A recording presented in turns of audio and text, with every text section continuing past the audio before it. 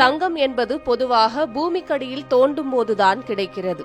ஆனால் இப்போது பூமியின் மேற்பரப்பிலேயே தங்கம் உள்ளதாக விஞ்ஞானிகள் கண்டுபிடித்துள்ளனர்.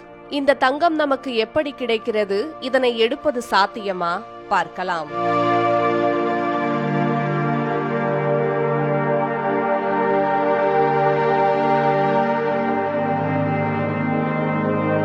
எரிமலை வெடித்து சிதறும்போது அதன் லாவாவிலிருந்து தங்கம் வெளியேறுவதாக விஞ்ஞானிகள் தெரிவித்துள்ளனர்.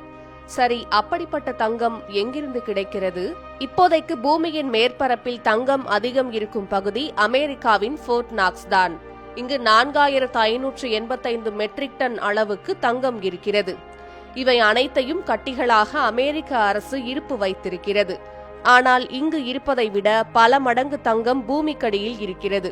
உலகில் உள்ள மொத்த தங்க இருப்பில் வெறும் 0.001% தான் மனிதர்களிடம் இருக்கிறது. மீதியெல்லாம் 3000 கிலோமீட்டர் ஆழத்தில் பத்திரமாக இருக்கிறது. இதை வெளியில் எடுப்பது சாத்தியமில்லாத காரியமாகும். காரணம், மனிதர்கள் அனுப்பிய கருவிகள் இதுவரை அதிகபட்சமாக வெறும் 12 கிலோமீட்டர் ஆழத்துக்கு மட்டுமே சென்றிருக்கின்றன. அப்படியென்றால் 3000 கிலோமீட்டர் ஆழத்தில் தேடுவது என்பது வேலைக்காகாத காரியம். ஆனால் அவ்வளவு ஆழத்தில் இருக்கும் தங்கம் தற்போது உருகி மேலே வர தொடங்கியுள்ளதாக நேச்சர் ஆய்விதழில் தகவல்கள் வெளியாகியுள்ளன. இதனை கோட்டிங்கன் பல்கலைக்கழக ஆராய்ச்சியாளர்கள் கண்டுபிடித்துள்ளனர்.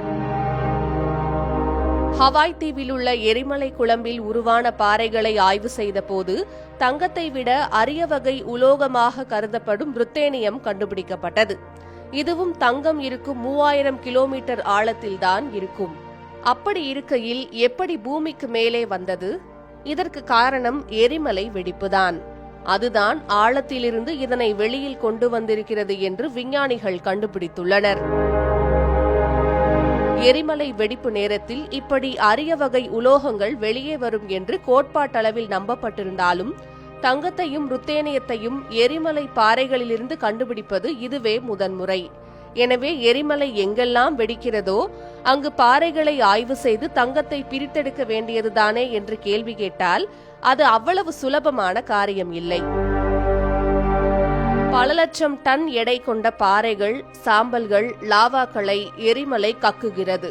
இதில் தங்கம் எங்கு இருக்கும் என்பதை தேடுவது கடலில் குண்டூசியை போட்டுவிட்டு தேடும் கதைதான்.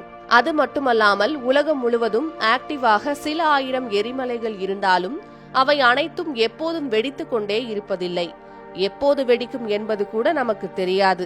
ஆனால் அவ்வாறு வெடிக்கும் போது தங்கத்தை தேட வேண்டும். ஒருவேளை டெக்னாலஜி வளர்ந்து விட்டால் தங்கத்தை கண்டுபிடிப்பது எளிமையாகிவிடும்.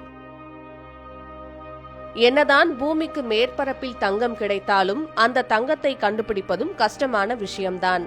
ஆக மொத்தம் தங்கத்தின் விலை இப்போதைக்கு குறைய வாய்ப்பில்லை என்பதுதான் நிதர்சனமான உண்மை.